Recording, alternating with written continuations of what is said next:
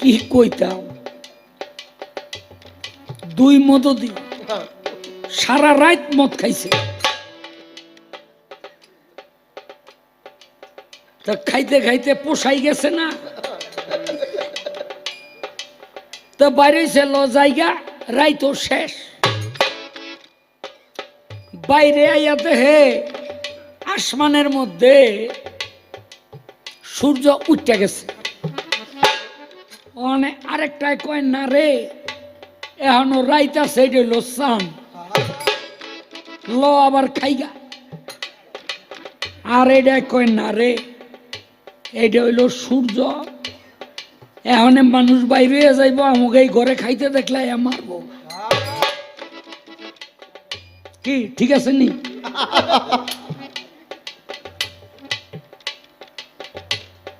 তো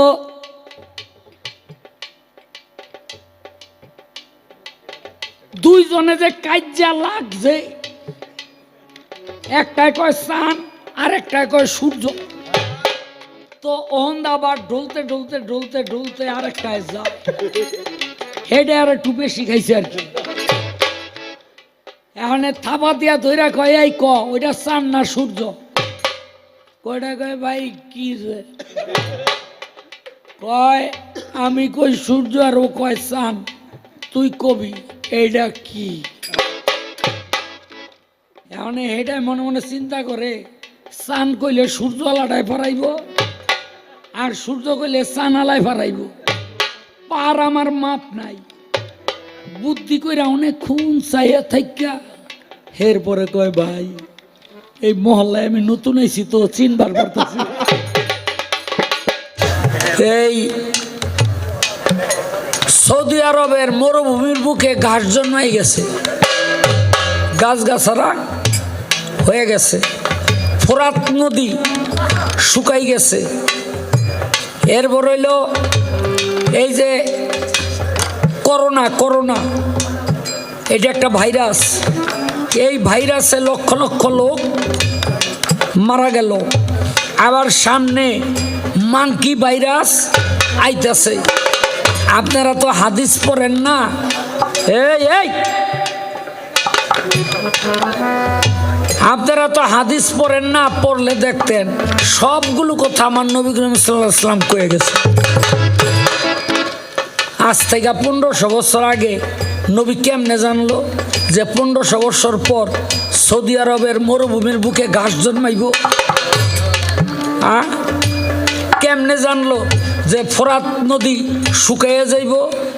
কেমনে জানলো ভাইরাসে মানুষ মারা যাবে? এরকম আরো 41টা আলামতের কথা নবী বলে গেছে। তার মধ্যে আরেকটা আলামত অনেক আগেই শুরু হয়ে গেছে। এই আলামতটা কি জানেন? পোলাপান বাপ মার খেদমত করা ছাইরা দিছে।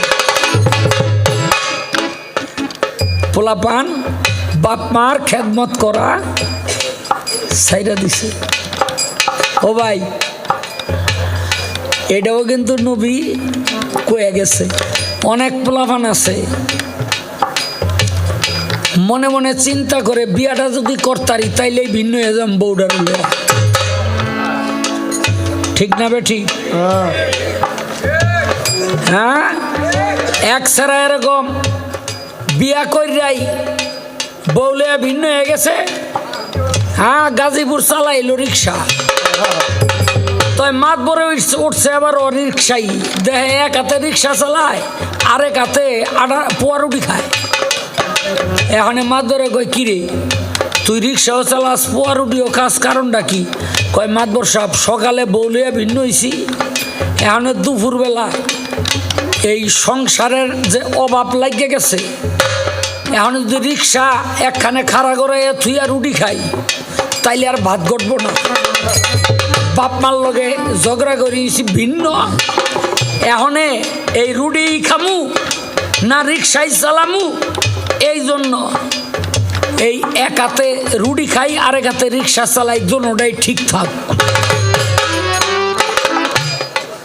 যারা মনে মনে চিন্তা কইরা বইয়া রইছ বিয়া করলেই বাপ মা তুইয়া ভিন্ন হয়ে যাই বা বউডারে লইয়া, হেরা এক হাতে রুডি আর এক হাতে রিক্সা চালায় প্র্যাকটিস করতে থাকে। হ্যাঁ, আমি ছোট মুখে কয়ে গেলাম প্র্যাকটিস করতে থাকো। পৃথিবীতে পার্থিব জীবনে মা এবং বাবার উপরে কোনো বান্ধব, মা এবং বাবার উপরে পৃথিবীতে কোনো বন্ধু নাই। মা বাবা সারা জনম শুধু সন্তানের মঙ্গল কামনা করে। আর আরেকজন বন্ধু আছে যার কোনো তুলনা হয় না, সেই বন্ধু হলো নবী করিম সাল্লাল্লাহু আলাইহিস সাল্লাম। সে বলছে আমার জীবনে আমি দুটি কাজ করতে পারি নাই, একটি হলো মায়ের সেবা আর একটি হলো বাবার সেবা। হে আমার উম্মতেরা, তোমাদের জীবনে যদি মা বাবা বেঁচে থাকে তাদের খেদমত করে তোমরা জান্নাতের দরজা খুলে নি। আপনাদের সামনে আল্লাহ যদি আইয়া কইতো আমি ক্ষুধার্ত, আমার এক মুঠ ভাত দে, একটা মানুষ নাই তারে ফিরিয়ে দিত কি? আল্লাহরে ফিরাই দিবেন, খালি একটা মানুষ হাত উঠান্ত, কেউ নাই। অথচ আল্লাহ কি কয় জানেন? তুমি যদি তোমার মা বাবার মুখে খাবার তুলে দাও, সেই খাবার তোমার মা বাবা খাইল না, সেই খাবার আমি পাইলাম। অথচ আমাদের সমাজের মধ্যে কিছু কিছু ছেলেপেলে আছে সেই মা বাবাকে অবহেলা করে কিনা। আস্তে কোনো কোনো পোলাপান আবার যুক্তি দেয় আমার মা আর আমার বাপে ভালো না।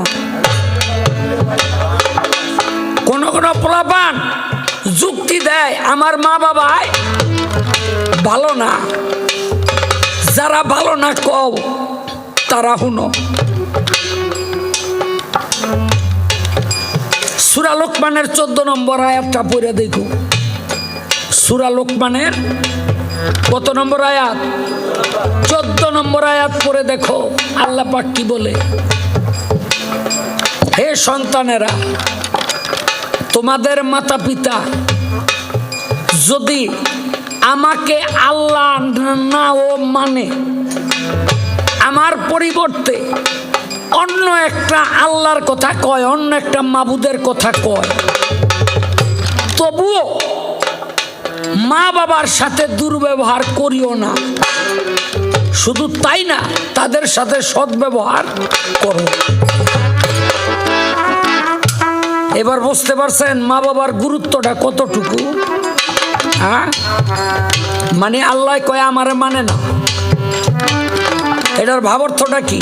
আল্লাহ কয় আমারে মানে না, তারা একটা কাঠের পুতুল রে আল্লাহ কয়, কিন্তু সন্তানদের প্রতি আমার নির্দেশ। তারপর ওই বাপ মার লগেও দুর্ব্যবহার করা যাবে না। শুধু তাই না, সদ্ব্যবহার করতে। আপনারা তো জানেনই 500 টাকা 1000 টাকা নোটের লগে আমি খুচরা টাকাও নেই। 10 টাকা 5 টাকার নোট। এমন একজন ব্যক্তি হাসরের দিন জান্নাতে যাবে, সে নবীর উম্মত না, সে নিজেও নবী না, সে নিজে নবীও না, কোন নবীর উম্মত না, আবার নবীর নূরেও তৈরি হয় নাই। বাবা রে বাবা,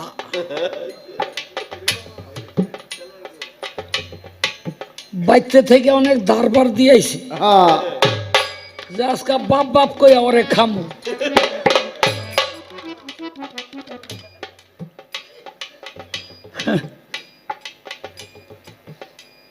দোয়া করি অন্যান্য বয়াতি করে আমার 2-4টা প্রশ্ন করলেই তোমার লাগে গান রাখা বন্ধ করে দিব। হলে কেরাগো হাসরের ময়দানে সমস্ত মানুষ উঠবে।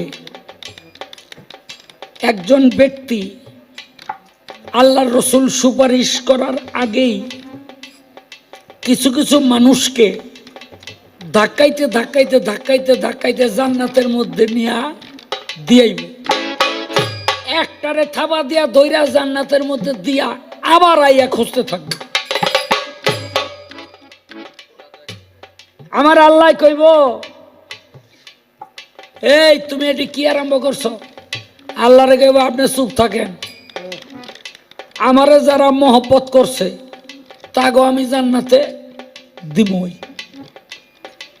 আচ্ছা দেখি তো আপনারা কোন তো এটা কে পারবেন কইতে? হ্যাঁ, পারবেন না। আমি নিজেই পারি না আসলেই। কিন্তু দেখেন কি কায়দা করে জিগানটা জিগাইছে, সেটা হলো পবিত্র কোরআন শরীফ। এই পবিত্র কোরআনটা হলো আল্লাহর মুখের বাণী। কি? আল্লাহর মুখের বাণী। আল্লাহর মুখের বাণী। এই কোরআন হলো আল্লাহর ছোট নবীর বড়, আল্লাহর ছোট নবীর বড়। এই কোরআনটা একটা যুবক হইয়া হাসরের দিন যারা কোরআনকে তেলাওয়াত করছে, এই তেলাওয়াতকারীদেরকে ধৈরা ধৈরা ধৈরা ধৈরা জান্নাতের মধ্যে নিয়ে দিব। হ্যাঁ, নিজেও জান্নাতে যাইব। নবীর সুপারিশ তো দূরের কথা, আল্লাহর কথাও মানবো না। কেন মানবো না? হ্যাঁ, নিজেই তো আল্লাহর একটা অংশ। কি বলেন আপনারা? আচ্ছা কোন তো এখন যা আল্লাহর থেকে বাইর হইছে তা কি নবীর নূরে পয়দা হওয়ার কোনো দরকার আছে? এই যে নাও কইয়া দিল। এই বুদ্ধি কইরা আর গানে আইও না। আমি বুঝছি, গত বছর গান গাইছিলাম মির্জাপুর, তো বুদ্ধি দিছিলাম জামাইরে যে এক বিয়া করলে তো ইমান পাকা হয় না, বাজান তুই আর একটা বিয়া করে ইমানটারে পাকা করে লইছে। এটা আমার কথা না, আমার কথা না, এটা হাদিসের কথা। নবী কইছে, আমি না। আমি নিজেও এক বিয়া তো ইমান পাকা করতারি না। তো জামাই মাঝে মাঝে ব্যবহার খারাপ করা ধরলেই এই হাদিসটা হুনায় আর কি।